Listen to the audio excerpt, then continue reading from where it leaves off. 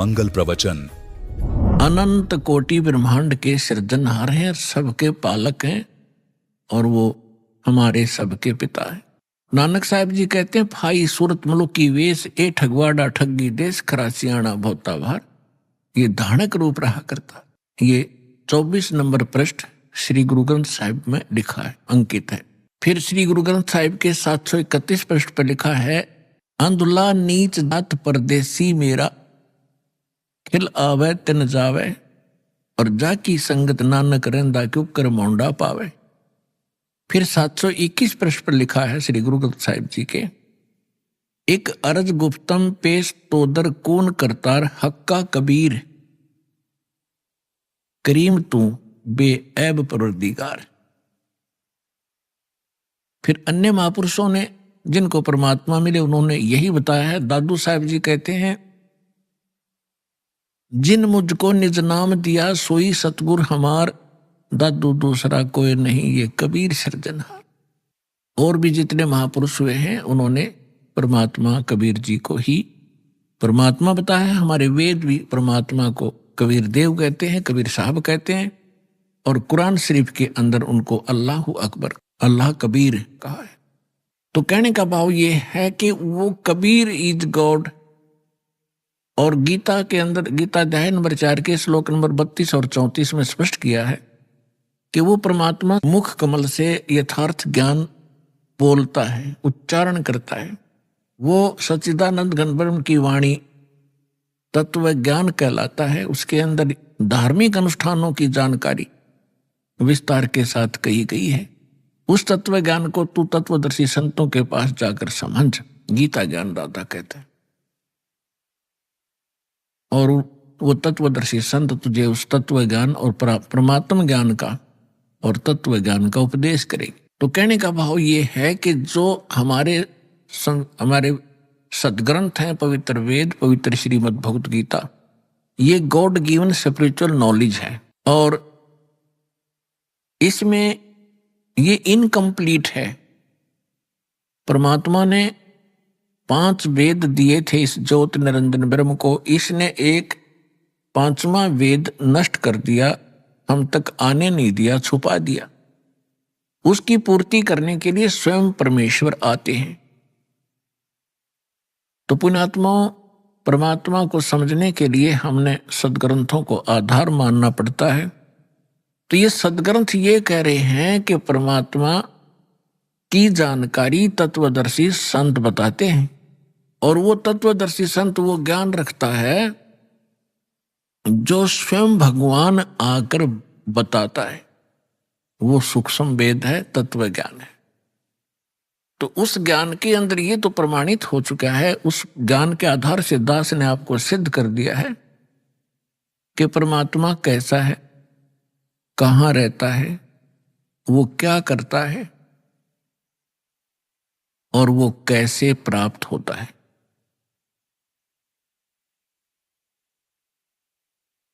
तो अब हमने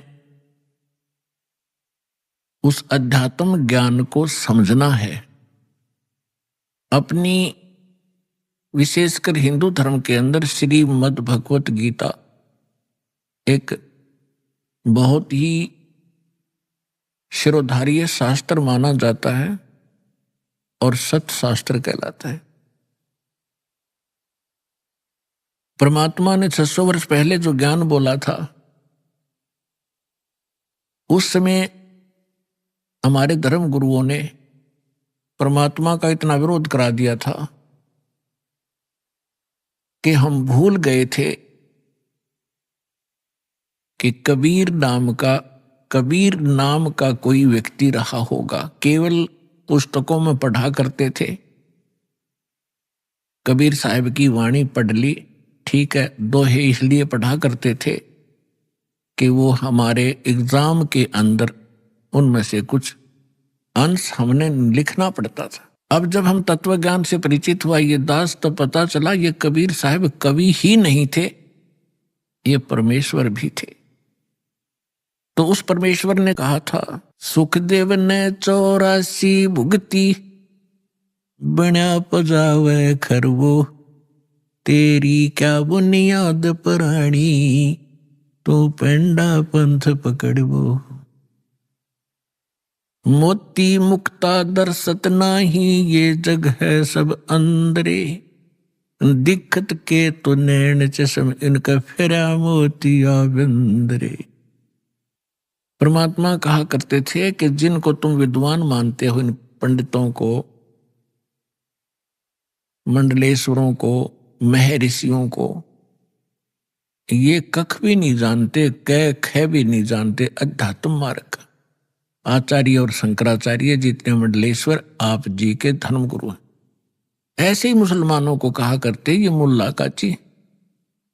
और जितने भी पीर ये अपनी कुरान शरीफ से भी परिचित नहीं है। तो इस बात से उस समय के सभी वो नकली धर्मगुरु परमात्मा का विरोध किया करते थे और उस परमात्मा को हमारे हृदय से कति गिरा दिया था, ये कह करके कि कबीर साहब तो अशिक्षित हैं, कोरी झूठ बोलते हैं, ये क्या जाने सदग्रंथों को।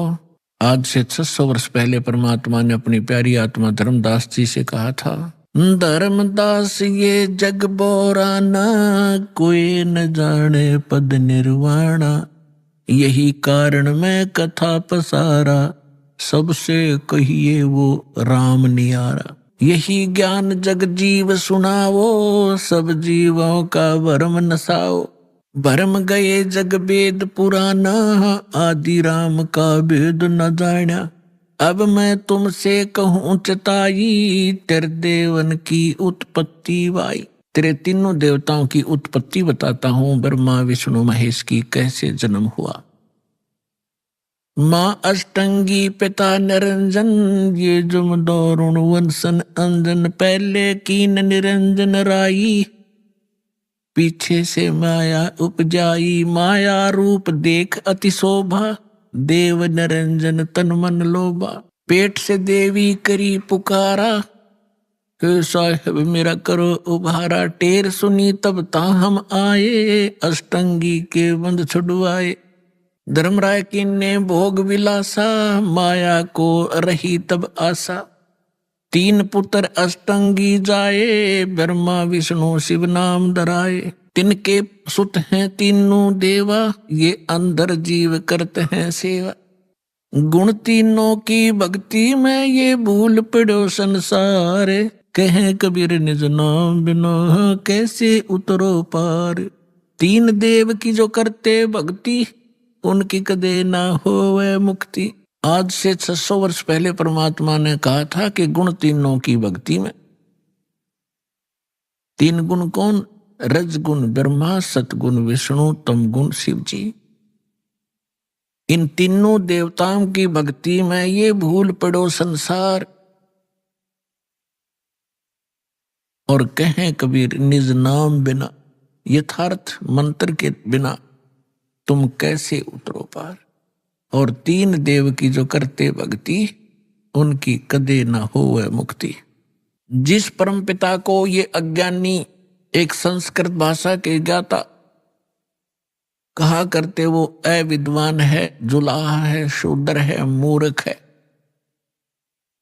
इसने बोलना भी ना आता, भाषा का उच्चारण भी ठीक नहीं, ये क्या जाने सदग्रंथों के बारे में ये आलोचना करता है। गुण तीनों की भक्ति में, ये भूल पड़ो संसार। कहें कबीर निज नाम बिना, कैसे उतरो पार। गुण तीनों की भक्ति में, होय होय, 3 गुणों की भक्ति। अब ये गुण क्या है, यह समझ में ना रही थी इनका आज तक। तो परमात्मा ने बताया कि रजगुण ब्रह्मा, सतगुण विष्णु, तम गुण शिव कहावे रे। चौथे पद का मरहम न्यारा, वे तत्वदर्शी बतावे रे। अब 3 गुण कौन थे? भगवान ने 600 वर्ष पहले सिद्ध कर दिया कि 3 देव 3 गुण, ब्रह्मा विष्णु महेश, इनकी जो भक्ति करते हैं उनकी कभी मुक्ति नहीं होगी। और हमारे दादे परदादे इन पूज पूज कर मर गए, तो क्या मुक्त हुए? वो नहीं हुए। आपको प्रमाण दिखाते हैं। श्रीमद देवी भागवत से हम सिद्ध करते हैं कि तीनों गुण कौन है। देखिएगा, ये है श्रीमद देवी भागवत हिंदी टीका सहित भाग 1। ये छपी कहां से है?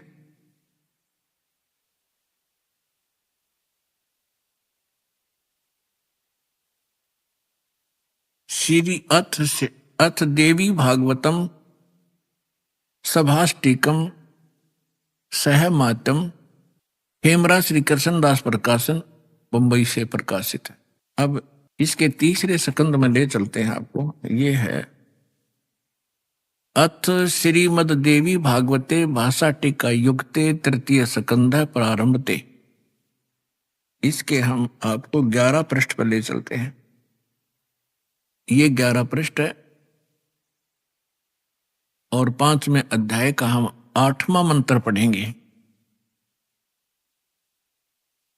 हे माता, यदि हमारे ऊपर सदा आप दया युक्त हो तो हमको तमोगुण में किस प्रकार प्रदान किया? शंकर भगवान कह रहे हैं। और ब्रह्मा रजोगुण और हरि सतगुण युक्त किए, क्यों किए? अब क्या बता रहे हैं? फिर हम संस्कार देखेंगे। यदि दया धर्मना न सदा अंबिके, आप यदि हमारे ऊपर सदा मेहरबान बताते हो, मैं तुम्हें बहुत प्यार करती हूं, तो कथम अहम विहित, क्यों मैं बना दिया तमोगुण, तमोगुण। और कमल जय, कमल से उत्पन्न होने वाले ब्रह्मा जी को रजोगुण संभव है, रजोगुण क्यों बना दिया? और सुविहित क्यों सतोगुण हरि, और विष्णु को आपने सतोगुण क्यों बना दिया? इति सिद्धम रजगुण ब्रह्मा सतगुण विष्णु तमगुण शिव जी। अब एक और पुराण से सिद्ध करते हैं ब्रह्मा विष्णु महेश क्या है। देखिए, ये है मार्कंडेय पुराण, सचित्र मोटा टाइप, केवल हिंदी, और गीता प्रेस गोरखपुर से प्रकाशित है। इसके 123, 22, 23 पृष्ठ पर दिखाएंगे। ये 122 पृष्ठ पर हम पढ़ना शुरू करेंगे मार्कंडेय पुराण। यहां से मार्कंडेय जी बोले, ये बता रहे हैं सारा कुछ। हम यहां आ जाते हैं। राम मार्कंडेय जी बता रहे हैं, रजोगुण प्रधान ब्रह्मा, तमोगुण प्रधान रुद्र, सत्व प्रधान विश्वपालक विष्णु हैं, और यही 3 देवता हैं, और यही 3 गुण हैं। अब जिसको ये अनपढ़ अशिक्षित कहा करते थे, उस परमेश्वर ने 600 वर्ष पहले बता रखा था, ब्रह्मा विष्णु महेश, रजगुण ब्रह्मा सतगुण विष्णु तमगुण शिव जी, जो इनकी पूजा करते हैं वो कभी मुक्ति प्राप्त नहीं कर सकते। और श्रीमद् भगवत गीता में उनको क्या संज्ञा दी है? इस त्रिगुण में ही माया, रजगुण ब्रह्मा सतगुण विष्णु तमगुण शिव जी की जो पूजा करते हैं, जिनकी बुद्धि इन्हीं पर सीमित होगी है, इसके अतिरिक्त वो किसी की बात को सुनना पसंद भी नहीं करते। राक्षस स्वभाव को धारण किए हुए मनुष्यों में नीच दूषित कर्म करने वाले मूर्ख 4 गाली इकट्ठी दे रखी है। गीता ज्ञानदाता कहता, और मेरी भक्ति भी ना करते।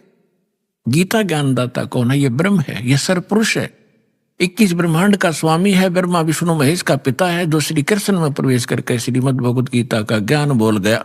आइए पढ़ें अपने ही सदग्रंथों को, जिनको हम डेली रटा करते, हम पढ़ा करते, समझा नहीं करते। हमने मान रखा था इसके पढ़ने मात्र से ही मोक्ष होगा। नहीं, श्रीमद् भगवत गीता में जो लिखा है वैसे सब उसको करने से मोक्ष होगा, ना कि केवल पढ़ने मात्र से। पढ़ने से ज्ञान होता है, वो ज्ञान भी ना हुआ। हमने पढ़ते पढ़ते कितने दिन बीत गए थे, वर्ष बीत गए थे। गुरु बिन का हुन पाया ज्ञाना, जो थोथा बुस छड़े मूड किसाना। गुरु बिन वेद पढ़े जो प्राणी, समझन सार रहे अज्ञानी। तो हम इन पढ़ा भी करते इन सदग्रंथों को, लेकिन ज्ञान नहीं था। आज हम पढ़ेंगे इस पवित्र सदग्रंथों को परमात्मा की तत्व ज्ञान की रोशनी में, हम एक एक अक्षर समझ जाएंगे। आइएगा, अब 7वां अध्याय पढ़ते हैं। देखिएगा, श्रीमद् भगवत गीता, जय दयाल गोविंद का इसके अनुवादक हैं, गीता प्रेस गोरखपुर से ये प्रकाशित है। और ये सबसे अधिक हिंदू समाज में यही पढ़ी जा रही है। आप अब देखते हैं 7वां अध्याय।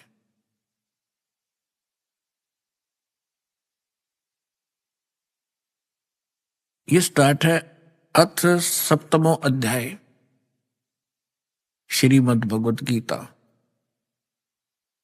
अब गीता ज्ञानदाता कहता है कि हे पार्थ, हे अर्जुन, अनन्य प्रेम से मुझ में आसक्त चित्त तथा अनन्य भाव से मेरे प्रयाण होकर योग में लगा हुआ तू जिस प्रकार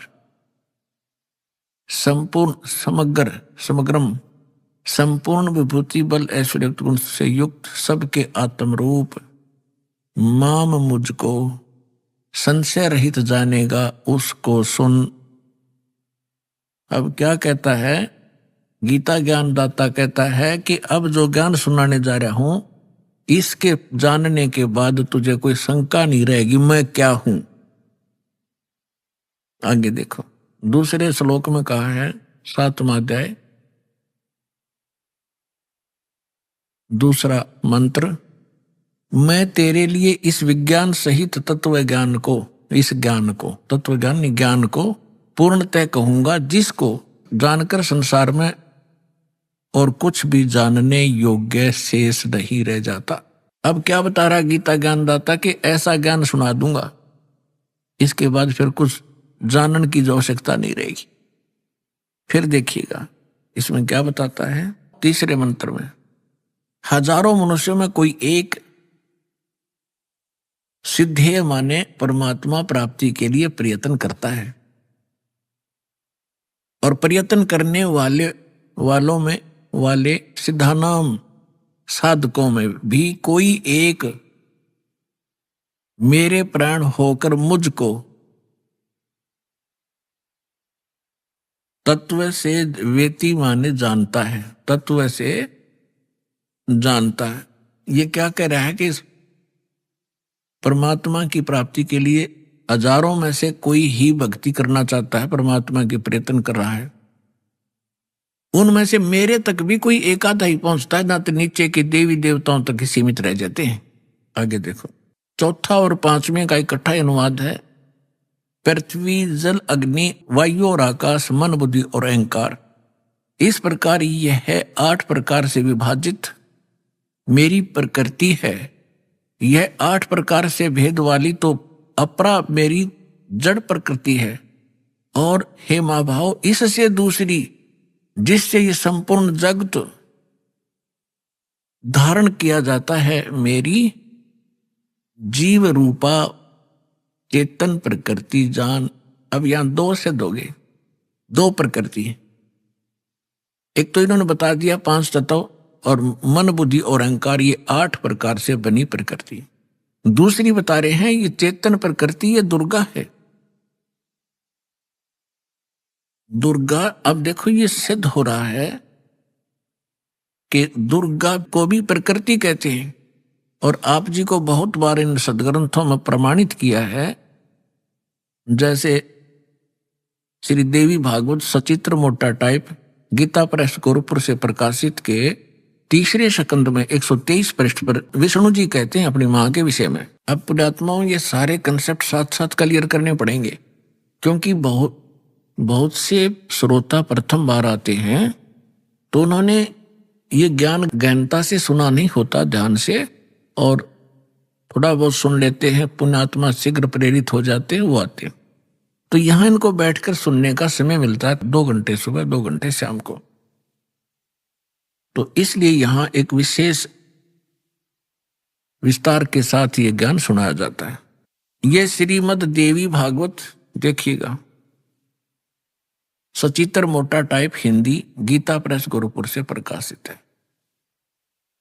और परमात्मा चाहने वाले हिंदुओं के घरों पर यह लगभग रखी पाओगी। ये है संक्षिप्त श्रीमद देवी भागवत सचित्र मोटा टाइप, केवल हिंदी, हनुमान प्रसाद पोदार, चमनलाल गोस्वामी, और गीता प्रेस गोरखपुर से प्रकाशित है। इसके 123 पृष्ठ पर पढ़ने पर्याप्त है। 123 पृष्ठ, तीसरा स्कंद, संक्षिप्त देवी भागवत। तुम शुद्ध स्वरूपा हो, यह सारा संसार तुम ही से उद्भासित हो रहा है। मैं ब्रह्मा और शंकर हम सभी तुम्हारी कृपा से विद्यमान हैं।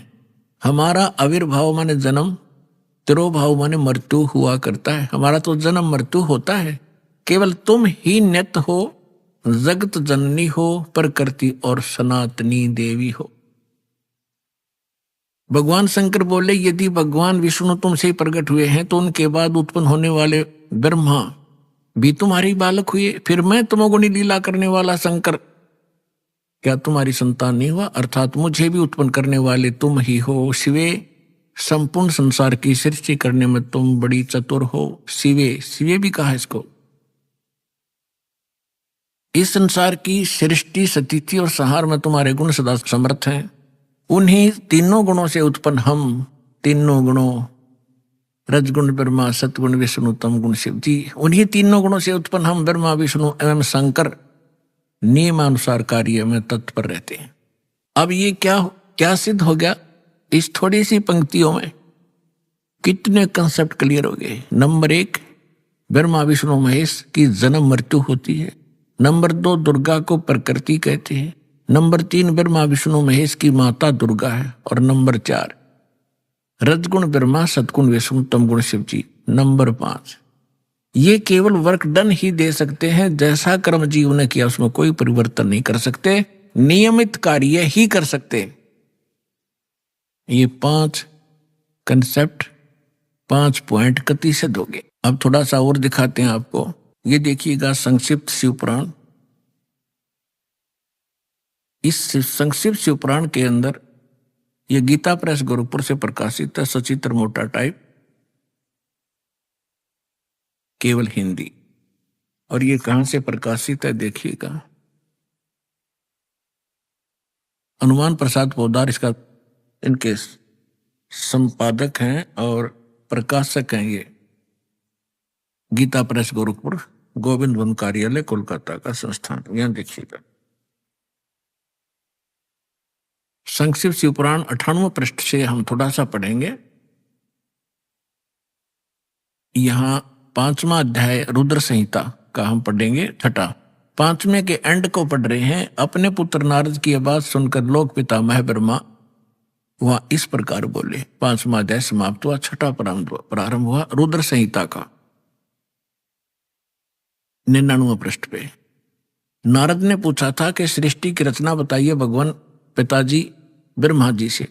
तो ब्रह्मा जी ने बताया, अब आपके रूबरू पढ़कर सुनाता हूं।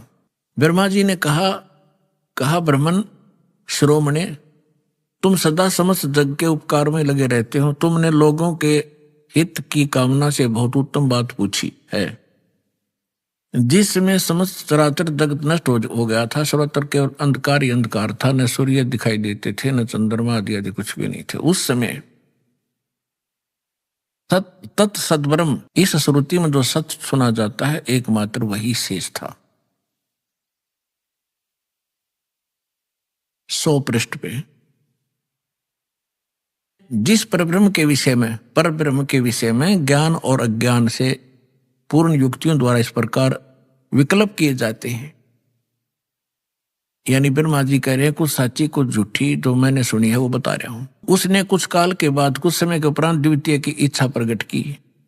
उसके भीतर एक से अनेक होने के संकल्प उदित हुए। तब उस निराकार परमात्मा ने अपनी लीला शक्ति से अपने लिए एक मूर्ति की कल्पना की। इनका क्या मानना है कि परमात्मा मूलतः निराकार है और उसने फिर अपने आकार में आने की सोची, फिर वो सदा शिव बन गए। अब देखो क्लियर होगा यहाँ से। उस निराकार परमात्मा ने अपनी लीला शक्ति से अपने लिए मूर्ति की कल्पना की। जो मूर्ति रहित परम ब्रह्म है उसकी मूर्ति, यहाँ देखिए, भगवान सदाशिव हैं। अब सदाशिव कौन है ये देखना ध्यान से। ये किसको सदाशिव कहते हैं? अर्वाचीन और प्राचीन विद्वान उन्हीं को ईश्वर कहते हैं। उस समय एकाकी रहकर स्वेच्छानुसार विहार करने वाले उन सदाशिव ने अपने विग्रह से स्वयं ही स्वरूप भूता शक्ति की सृष्टि की, जो उनके अपने श्री अंग से कभी अलग होने वाली नहीं थी। उस प्राशक्ति को प्रधान भी कहते हैं, प्रकृति भी कहते हैं, गुणवती माया, बुद्धि तत्व की जननी तथा विकार रहित कहा है। वह शक्ति अंबिका कही गई है। उसी को प्रकृति, सर्वेश्वरी, त्रिदेव जननी, तीनों देवताओं को उत्पन्न करने वाली उनकी माता, ब्रह्मा विष्णु महेश की माता, नेता और मूल कारण भी कहते हैं। सदाशिव द्वारा प्रकट की गई उस शक्ति की 8 भुजाएं हैं। हो गया क्लियर? अब ये दुर्गा के विषय में है और सदाशिव ये कौन है? ये काल है। आगे और क्लियर हो जाएगा। अब इसमें क्या सिद्ध हो गया कि प्रकृति भी दुर्गा को कहते हैं और प्रधान भी दुर्गा को कहते हैं। गीता अध्याय नंबर 14 के श्लोक नंबर 3 से 5 में कति स्पष्ट किया गया है। ये काल कहता है, गीता बोलने वाला ब्रह्म कहता है कि प्रकृति तो मेरी पत्नी है, सब जीवों को उत्पन्न करने वाली माता है, मैं इसके गर्भ में बीज स्थापन करने वाला सबका पिता हूं। और इन प्रकृति से उत्पन्न ये तीनों गुण इस जीव को कर्मानुसार यहां बांधे रखते हैं, जकड़े रखते हैं। तीनों गुण कौन सी सिद्ध होगी? रजगुण, ब्रह्मा, सतगुण, विष्णु, तमगुण, शिव जी। अभी आपने सुने संत रामपाल जी महाराज के मंगल प्रवचन।